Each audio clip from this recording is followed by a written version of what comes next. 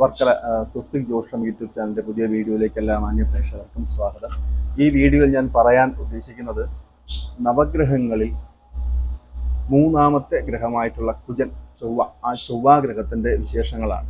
ചൊവ്വാദശ അനുഭവിക്കുന്നവർക്ക് പൊതുവെയുള്ള ഗുണങ്ങൾ എന്താണ്, പൊതുവെയുള്ള ദോഷങ്ങൾ എന്താണ്, പോരായ്മകളും ദോഷവും ഉണ്ട് എന്നുണ്ടെങ്കിൽ എന്തൊക്കെ പരിഹാരങ്ങളാണ് പ്രധാനമായിട്ടും ചെയ്യേണ്ടത് എന്നുള്ള കാര്യമാണ് ഈ വീഡിയോ ഞാൻ പ്രധാനമായിട്ട് പറയാൻ ഉദ്ദേശിക്കുന്നത്. വീഡിയോയിൽ കടക്കുന്നതിന് മുന്നേ വർക്കല സ്വസ്തിക് ജ്യോതിഷം യൂട്യൂബ് ചാനൽ എല്ലാ പ്രേക്ഷകരും സബ്സ്ക്രൈബ് ചെയ്യുക, ലൈക്ക് ചെയ്യുക, ഷെയർ ചെയ്യുക. നവഗ്രഹങ്ങളിൽ മൂന്നാമത്തെ ഗ്രഹമാണ് കുജൻ. ആ കുജന് പറഞ്ഞിട്ടുള്ള കാരകത്വം എന്ന് പറയുന്നത് ഭാതൃകാരകനാണ്, അതായത് സഹോദരകാരകനാണ്, ഭൂകാരകനാണ്. സഹോദരനെയും ഭൂമിയും ഒക്കെ ആ ചൊവ്വയെ കൊണ്ടാണ് ചിന്തിക്കേണ്ടത്.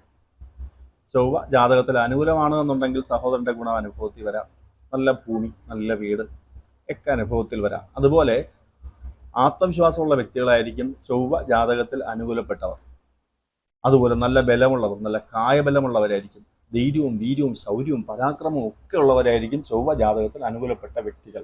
അതുപോലെ അവർ സ്വാശ്രയശീലത്തുള്ളവരായിരിക്കും. അന്യരൊന്നും ആശ്രയിക്കാതെ അവനവന്റെ കാര്യം വളരെ ഭംഗിയായിട്ട് ചെയ്യാൻ കഴിവുള്ളവരായിരിക്കും. തടസ്സം മാറിക്കിട്ടും. ഏത് കാര്യത്തിനും തടസ്സം മാറി മുന്നോട്ട് പോകാൻ യോഗ്യതപ്പെട്ടവരാണ് ചൊവ്വാദശ അനുകൂലപ്പെട്ടവർ.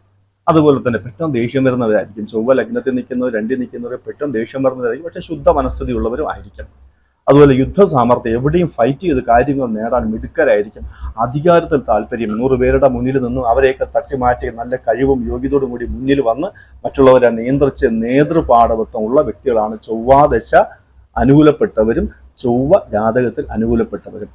ഇത് മറ്റൊരു വശമുണ്ട്, ഇത് മറുവശമുണ്ട്. ചൊവ്വയെ കൊണ്ടുള്ള ദോഷങ്ങൾ. ജാതകത്തിൽ ചൊവ്വ അനിഷ്ടസ്ഥാനാധിപതിയാണ്.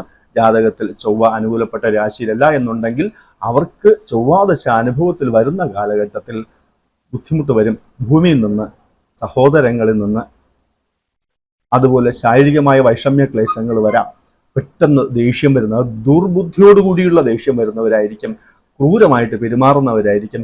വീണ്ടും വിചാരമില്ലാതെ എല്ലാ പ്രവൃത്തിയിലും ഇടപെട്ട് വീഴ്ചയോ നഷ്ടങ്ങളോ വരുന്നവരായിരിക്കും. അതുപോലെ മദ്യാസക്തിയുള്ളവരായിരിക്കും. നല്ലതല്ലാത്ത കൂട്ടുകെട്ടുള്ളവരായിരിക്കും. ഇങ്ങനെയൊക്കെ ജാതകത്തിൽ ചൊവ്വ പ്രതികൂലമാണെങ്കിൽ വരാം.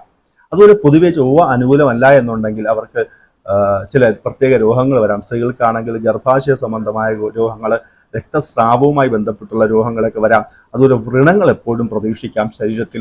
ഇങ്ങനെയുള്ള കാര്യങ്ങളും ചൊവ്വ പ്രതികൂലമാണെന്നുണ്ടെങ്കിൽ പ്രതീക്ഷിക്കുക എന്നുള്ളതാണ്.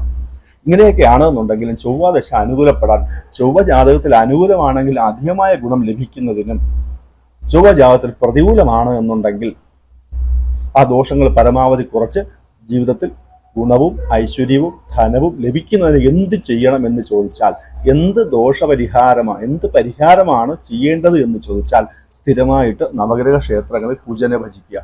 ചൊവ്വയ്ക്ക് വേണ്ടി പൂജയും കാര്യങ്ങളും ചെയ്യുക എന്നർത്ഥം. ഒന്ന്, അതും ചൊവ്വാഴ്ച ദിവസങ്ങളിലായാൽ വിശേഷം. രണ്ടാമതായിട്ട് ചൊവ്വയ്ക്ക് പറഞ്ഞ മഹാക്ഷേത്രങ്ങളിൽ നിങ്ങളുടെ ഗ്രഹത്തിനടുത്ത് തന്നെയുള്ള സുബ്രഹ്മണ്യന്റെ ക്ഷേത്രങ്ങളിൽ വിശേഷമായിട്ട് ചൊവ്വാഴ്ചകളിൽ ദർശനം നടത്തുന്നത് വിശേഷമാണ്. അതുപോലെ തന്നെ പളനിയും